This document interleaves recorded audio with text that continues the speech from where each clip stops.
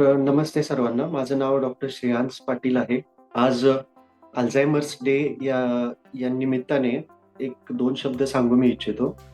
Alzheimer's हा disease म्हणजे dementia हा साधारणपणे 65 वर्षाच्या वरील वयोवृद्धांमध्ये बघायला मिळतो. अल्झायमर्सची प्राथमिक लक्षणे ओळखणं खूपच महत्वाचं आहे.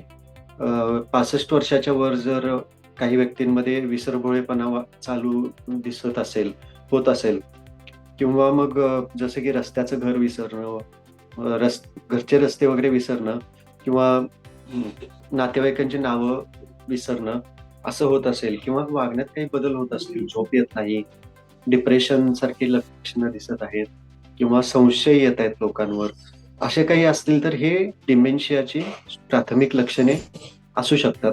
अशा व्यक्तींना जवळच्या डॉक्टरांकडे घेऊन जाणं हा सर्वोत्तम पर्याय आहे. त्यासोबत त्यांच्याशी कसं वागावं हेही महत्वाचं आहे.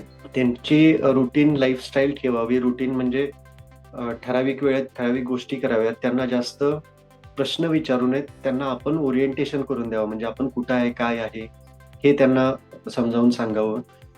त्यांना जे खेळ असतात जसं की चेस आहे, बुद्धीचे खेळ किंवा कोडे सोडवणे पेपरमधील, अशा गोष्टी करायला द्याव्यात. त्याचसोबत एक structured day to day lifestyle असावी त्यांची.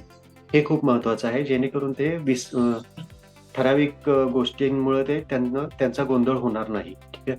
आणि त्यासोबतच त्यांची रेग्युलर ट्रीटमेंट चालू ठेवणं हे गरजेचं आहे.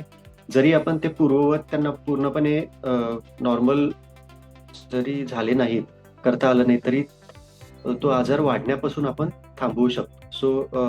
हेच माझे एक दोन शब्द होते. सर्वांना धन्यवाद.